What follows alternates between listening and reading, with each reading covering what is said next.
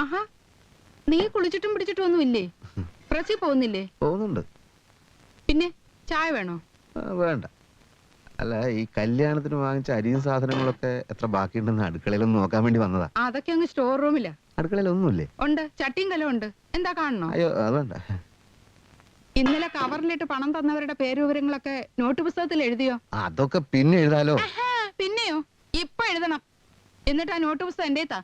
എല്ലാത്തിനും ഒരു വ്യവസ്ഥ വേണം. പോടാ, ചെന്നിരുന്ന് എഴുതിക്കൊണ്ട് വാടാ.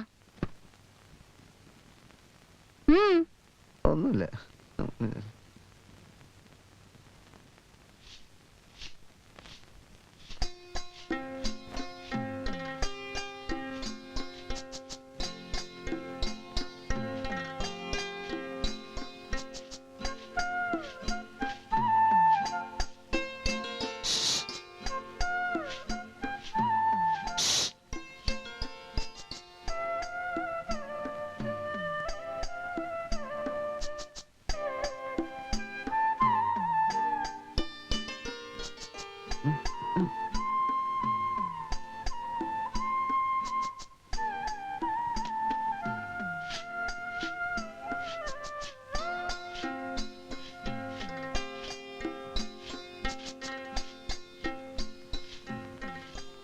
ശോഭേ, കാലത്ത് ഒരുപാട് നേരത്തെ എഴുന്നേറ്റോ? എന്നിട്ട് എന്താ എന്നെ ഉണർത്താതിരുന്നു? എന്താ അമ്മേ? കണക്കെഴുതിയോ? ഇപ്പൊ എഴുതാം. അമ്മേ, എന്താന്നറിയില്ല, ഞാനിന്ന് പ്രസ് പോണോ? മര്യാദക്ക് പോകുന്നതാ നിനക്ക് നല്ലത്. അതെ അതെ, അതാ നല്ലത്. എന്നാലും പാല് കൊണ്ടുവരാത്തത് എന്റെ കുറ്റമൊന്നും അല്ലല്ലോ. പുകഴ്ത്തണെന്ന് പറഞ്ഞിട്ട് അതെങ്കിലും ചെയ്യായിരുന്നില്ലേ? പുകഴ്ത്താനുള്ള സംഭാഷണം പറഞ്ഞു പഠിക്കുന്നത് കേട്ടോണ്ടല്ലേ ശോഭ കയറി വന്നത്. വാതിൽ തുറക്കണ ശബ്ദം കേട്ടില്ലേ? വാതില് ചാരാൻ മറന്നു. അതൊക്കെ എന്റെ കുറ്റാ. ആരുടെ കുറ്റായാലും ആകെ നാറി എന്ന് പറഞ്ഞാൽ മതിയല്ലോ. മേക്കെട്ടി വീണ് സംഭവം ആകെ കൊളാകുകയും ചെയ്തു. കാലത്ത് എഴുന്നേറ്റ് തമ്മിൽ ഒരു വാക്കും മിണ്ടാൻ പറ്റില്ലാന്നേ. അമ്മയെ കൊണ്ട് ഭയങ്കര ശല്യം. സത്യം പറഞ്ഞാൽ എനിക്കിവിടെ ഇരിപ്പുറക്കുന്നില്ല. പിന്നെ എന്തിനാ നീ ഇങ്ങോട്ട് പോകുന്നത്? പോതില്ലെങ്കിൽ ശോഭയുടെ മുമ്പിൽ വെച്ച് അമ്മയുടെ തെറി കേൾക്കേണ്ടി വരും. അതോടെ എന്റെ വേറ്റ് പോവും. പ്രസിന്റെ എന്തെങ്കിലും ഒരു കാര്യം പറഞ്ഞ് ഞാനിപ്പോഴൊന്ന് അങ്ങോട്ട് പോയാലോ? ചെല്ലടോ. സ്വന്തം ഭാര്യയോട് സംസാരിക്കാൻ എന്തിനാ ഈ ഒളിച്ചുകളി? താൻ ധൈര്യമായിട്ട് ചെല്ല്. അമ്മയുടെ പണി നോക്കാൻ പറ. അമ്മ കണ്ട പ്രശ്നമാണെന്നേ. അമ്മ കാണാതെ ശോഭയെ കാണാൻ പറ്റണം. അതിനെന്താണ് ഒരു വഴി ഈശ്വരൻ? ഒരു വഴിയുണ്ട്. നല്ല ആരോഗ്യമുള്ള 4 ആളെയും വിളിച്ച് ഒരു കാറുമായി അങ്ങോട്ട് ചെല്ല്. എന്നിട്ട് ശോഭയെ തട്ടിക്കൊണ്ടുപോയി രജിസ്റ്റർ മാരേജ് നടത്ത്. എന്നിട്ട് എവിടെങ്കിലും പോയി താമസിക്കും. അപ്പൊ പിന്നെ സുഖമായിട്ട് കാണാലോ.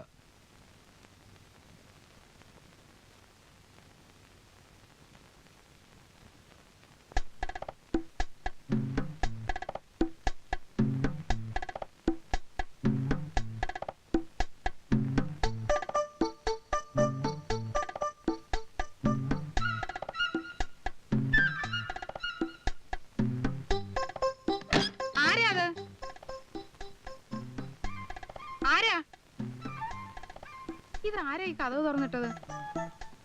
ശോഭേ,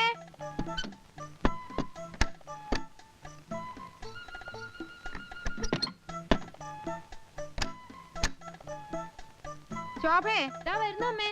ആഹാ, അപ്പൊ അവള് കുളി കഴിഞ്ഞ് ഇറങ്ങിയിട്ടില്ല. ഈശ്വര, വല്ല കള്ളന്മാരും അകത്തോട്ട് കേറിയോ?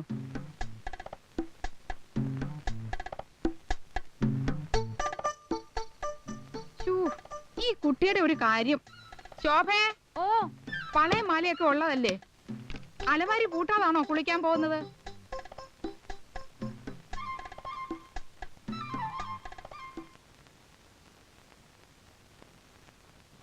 ആരാമേ? നിനക്ക് മുൻമസ്തി എന്നിരുന്ന് പഠിച്ചാലെന്താ? കള്ളന്മാർക്ക് ഇപ്പൊ രാത്രിയെന്നോ പകലെന്നോ ഇല്ല.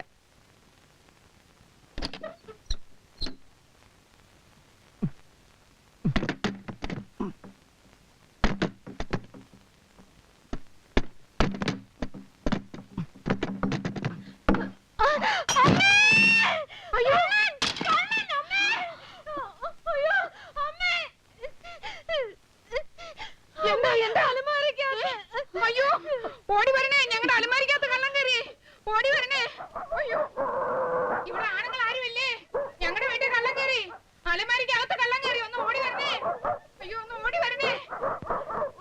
എവിടെ കള്ളൻ എവിടെ? കള്ളൻ എവിടെയും പോയിട്ടില്ല, ഈ അലമാരിക്കകത്ത് തന്നെ ഉണ്ട്. പട്ടാ പകല് മുൻവശത്തെ വാതിലും തുറന്ന് അകത്ത് കയറി ഈ കള്ളൻ ചില്ലറ കള്ളനൊന്നും അല്ല. കള്ളൻ എങ്ങനെ അലമാരിക്കകത്തായി? കല്യാണം കഴിഞ്ഞ് വീടാണെന്ന് അന്വേഷിച്ച് അറിഞ്ഞിരിക്കുമല്ലോ. മാലയമളയെ കക്കാൻ ഇറങ്ങിയതാ പേരും കള്ളൻ. അതല്ല, എങ്ങനെ അകത്ത് വിട്ടു? അതല്ലേ രസം. കള്ളൻ അകത്ത് കയറിയത് ഞാൻ അലമാരി പൂട്ടി താക്കോലെടുത്തു. അപ്പൊ കള്ളനെ കണ്ടോ? മുഖം കണ്ടില്ല. അലമാര പൊളിക്കട്ടെ? അയ്യോ അത് വേണ്ട, മറിച്ചിട്ടിട്ട് താക്കോലുണ്ട് തുറക്കാം. എനിക്ക് താക്കോൽ എടുത്തുണ്ടോ? ആ ഒന്ന് മാറിയുന്നേ, ഒന്ന് മാറിയുന്നേ. നമ്മളിങ്ങനെ വെറും കൈയോടെ നിന്നാൽ അപകട. മക്കളെ, കത്തിയും കൂടുതൽ എടുത്തുകൊണ്ട് വാ. അയ്യോ കത്തി കൊണ്ടൊന്നും ചെയ്യണ്ട. സിസ്റ്റർ ഉമ്മാര്, ഇവന്റെ കയ്യില് തോക്കുണ്ടോ ബോംബുണ്ടോ എന്നൊന്നും അറിയാൻ മേല. ഒരു ജീവൻ മരണ കളിയാ ഞങ്ങളും കളിക്കുന്നത്. എടാ നോക്കി നിൽക്കാതെ വല്ല വടിയും കുന്തൂക്കി എടുത്തുകൊണ്ട് വാടക ഇങ്ങോട്ട്. ആശാനൊന്ന് പിടിച്ചാട്ടെ. ആ വേം പിടി. മണി അവിടെ.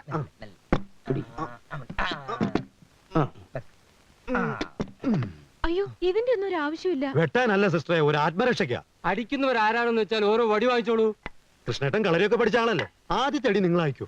അതെ, പക്ഷേ എനിക്കിപ്പം പരിശീലനം സ്വല്പം കുറവാ. നേരം കളയാതെ അടിക്കുന്നവർ മുന്നോട്ട് വന്നാട്ടെ. ഞാൻ താക്കോലിതാ താക്കോൽ. ആ ഇങ്ങോട്ടോ ഇങ്ങോട്ടോ. ഞാൻ തുറക്കാൻ പോവുകയാണ്. ഞാൻ തുറന്നത് മാധവ, ആദ്യത്തെ അടി വീണിരിക്കണം.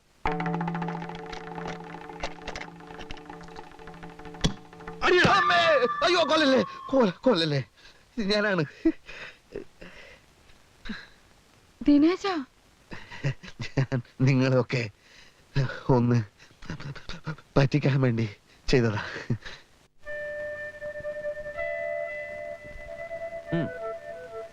കല്യാണം വീടുവെപ്പ് ഇത് രണ്ടും മനുഷ്യന്റെ ചീത്ത സമയത്താ നടക്കുക. അല്ലെങ്കിൽ സ്വന്തം ഭാര്യയോട് സംസാരിക്കാൻ നിനക്ക് അലമാരി കയറാൻ തോന്നുന്നു? ദാമ്പത്യ ജീവിത വിജയത്തിന് കൂട്ടുകുടുംബം പറ്റിയതല്ലെന്ന് എവിടെയോ വായിച്ചിരുന്നു. അത് 100% ശരിയാണ്. ഭാര്യക്കും ഭർത്താവിനും കണ്ണിൽ കണ്ണിൽ നോക്കിയിരിക്കണം, ഹൃദയവും കൈമാറണം. ഇതിനൊന്നും കൂട്ടുകുടുംബത്തിൽ സൗകര്യമില്ലെന്നേ. എന്നാലേ നീ ഏതെങ്കിലും ലോഡ്ജിൽ മുറി എടുത്ത് താമസിക്കും. അത് പറ്റില്ല. Police raid. അതിന് നീ ഈ പെണ്ണിനെ പൊക്കിക്കൊണ്ട് വന്നതാണോ? അല്ല, അതല്ല പ്രശ്നന്നേ. പ്രസ് പോയില്ലെങ്കിൽ അമ്മ മഹാഭദ്രകാളിയാവും. ഇതിപ്പോ രാത്രി 10ഉം 11ഉം മണിയാവുമ്പോഴാ വീട്ടിൽ ചെല്ലാൻ പറ്റുന്നത്. അപ്പോഴേക്കും ശോഭ ഉറങ്ങാനുള്ളൊരു മൂഡിലായിരിക്കും. കൂടുതൽ സമയം കാണാനും സംസാരിക്കാനും പറ്റിയില്ലെങ്കിൽ അവളുടെ ഹൃദയത്തിൽ ഒരു സ്ഥാനം നേടാൻ വലിയ ബുദ്ധിമുട്ടാ. ഞാൻ വേറൊരു ടെക്നിക്ക് പറയട്ടെ? പറയൂ, പക്ഷെ ഫസ്റ്റ് നൈറ്റ് പോലെ ആവരുത്. ഇല്ലടോ, ഇത് തികച്ചും മനഃശാസ്ത്രപരമായ ഒരു നീക്കമാണ്. അതായത് വലിയൊരു ഫോട്ടോ നിന്റെയും അവളുടെ കിടപ്പ് മുറിയിൽ ആണി അടിച്ച് തൂക്കണം. എന്നിട്ട് നീ ഇല്ലാത്ത പകൽ നേരങ്ങളിൽ അവൾ ആ ഫോട്ടോയിൽ നിർനിമേഷയായി നോക്കി നിൽക്കും. തന്റെ പ്രിയതമന്റെ പ്രതിച്ഛായയുമായി അവൾ സംവേദനം നടത്തും, ഇണങ്ങും, പിണങ്ങും. കൊച്ചു കള്ളൻ എന്നും പറഞ്ഞ് ഫോട്ടോയുടെ കവിളി നുള്ളും. നേർക്ക് നേരെ പറയാൻ മടിക്കുന്നതൊക്കെ ഫോട്ടോയോട് പറയും. അങ്ങനെ അങ്ങനെ അവളുടെ ഹൃദയത്തിൽ നീ കേറും. ഓ, എന്തായാലും അലമാര പോലെ അപകടമൊന്നുമില്ലല്ലോ. പരീക്ഷിച്ച് നോക്കിയിട്ട് ഫലം പറ, ബാക്കി ഞാൻ അപ്പ പറയാം. ഒരു കാര്യം പ്രത്യേകം ശ്രദ്ധിക്കണം, ആ കുട്ടി നല്ലപോലെ വെളുത്തിട്ടാണ്. ഫോട്ടോയിൽ ആ വ്യത്യാസം കാണരുത്. ഇഷ്ടം പോലെ മേക്കപ്പ് ചെയ്തോളൂ, ഫോട്ടോയിലെങ്കിലും നിനക്ക് കുറച്ച് സൗന്ദര്യം ഉണ്ടായിക്കോട്ടെ. അതെ, അമ്മ ചോദിച്ചു എവിടേക്കാ പോണേന്ന്. ശരിക്കും നമ്മൾ എങ്ങോട്ടാ? അതൊക്കെ ഉണ്ട്. സസ്പെൻസ് ആണോ? കുറച്ച്. ഓഹോ, എത്ര നേരമായി ഒരുങ്ങാൻ തുടങ്ങിയിട്ട്? എന്തൊരുക്കം? നോക്കട്ടെ.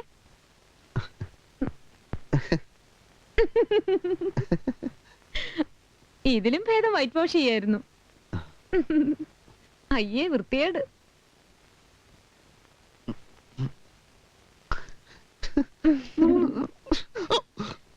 അമ്മേ, ഞങ്ങളെ രണ്ടുപേരെയും അത്താഴത്തിന് ക്ഷണിച്ചു അമ്മേ.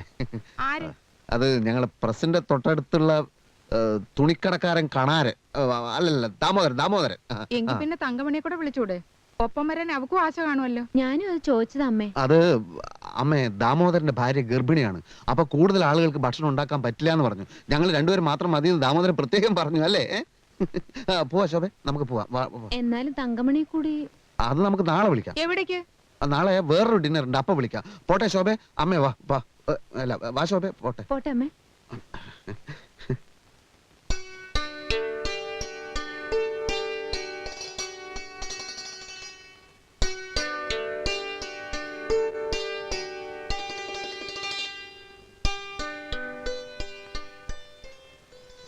പാർട്ടിയും കീർത്തിയൊന്നും അല്ല, അത് ഞാൻ നുണ പറഞ്ഞതാ. കല്യാണം കഴിഞ്ഞാലെങ്കിലും അമ്മ കുറച്ചെങ്കിലും സ്വാതന്ത്ര്യം തരണ്ടേ? നമ്മളിപ്പോ സ്റ്റുഡിയോ പോയി ഒരു ഫോട്ടോ എടുക്കുന്നു, പിന്നെ ഒരു സിനിമ. ഓ സിനിമയ്ക്ക് പോകുന്നുണ്ടോ? ഉം. അല്ല ആ. ദിനേശ് ചേട്ടന്റെ തലയിൽ ഇപ്പോഴും വേനുണ്ടോ? ഏയ്, ഞാൻ നല്ലൊരു ഫുട്ബോൾ കളിക്കാരനായിരുന്നു. ഈ ബോൾ ഹെഡ് ചെയ്ത് എന്റെ തലയ്ക്ക് നല്ല ഉറപ്പാ. എന്നിട്ടൊന്ന് അടിയിട്ടിപ്പോ ഭയങ്കരമായിട്ട് നിലവിളിച്ചല്ലോ. അത് പിന്നെ ഓർക്കാപ്പുറത്തുള്ള അടിയല്ലേ, ആരായാലും നിലവിളിച്ചു പോവില്ലേ? ആ, ശരിക്കും അന്ന് എന്തിനാ അലമാരക്കകത്ത് കയറിയത്? അതെനിക്ക് ശരിക്കും പിടികിട്ടിട്ടില്ല കേട്ടോ. നിന്റെ ഗുലാനെ ഞാൻ വെയിറ്റ് ചെയ്യുന്നടാ. നീ തുരുപ്പ ഇനി അങ്ങോട്ട് ഇടത് ഭാഗത്തേക്ക് നോക്കണ്ട, കുറെ വഷളന്മാര് താമസിക്കുന്ന വീടാ അത്. നോക്കണ്ടെന്നല്ലേ പറഞ്ഞത്? വഷളന്മാരെന്ന് വെച്ചാ? മഹാവഷളന്മാര്, കള്ളൂടിയമ്മ, കഞ്ചാവ് വലിയമ്മ. കസ്തൂരി മാമ്പഴം കാക്ക കൊത്തി പോയി, അയ്യോ കാക്കച്ചി കൊത്തി പോയി, അയ്യോ പാട്ട് ഏത് സിനിമയില്? ദ്രോഹികൾ. അങ്ങനെ ഒരു സിനിമയില്ലല്ലോ. അത് നായര് പിടിച്ച പിള്ളേരുടെ പാട്ടാ. ഏത് കുന്നത്തല പാട്ടങ്ങളാവട്ടെ, നടക്ക്. ആ ആ ഉം. ഒന്ന് ചിരിച്ചേ. ഒച്ച ഫോട്ടോയിൽ കിട്ടൂല മിസ്റ്റർ, അതല്ല ഞാൻ ഉദ്ദേശിച്ചേ. ഒന്ന് പുഞ്ചിരിക്കൂ. Smile smile. ഷോ, എന്നെ നോക്കൂ. ഇത് കിട്ടണം. ശ്ശോ. നിങ്ങൾ ആ സ്മൈലൊന്നും തീരെ ശരിയാവുന്നില്ല കേട്ടോ.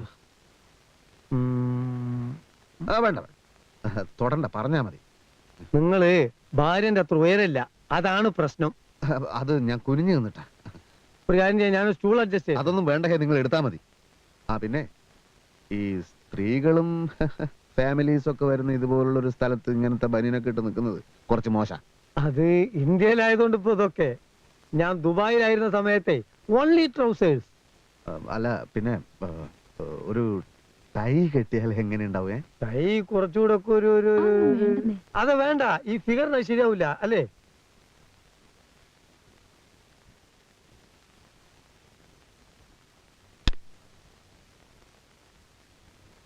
Ready ready. Smile smile smile. Ready.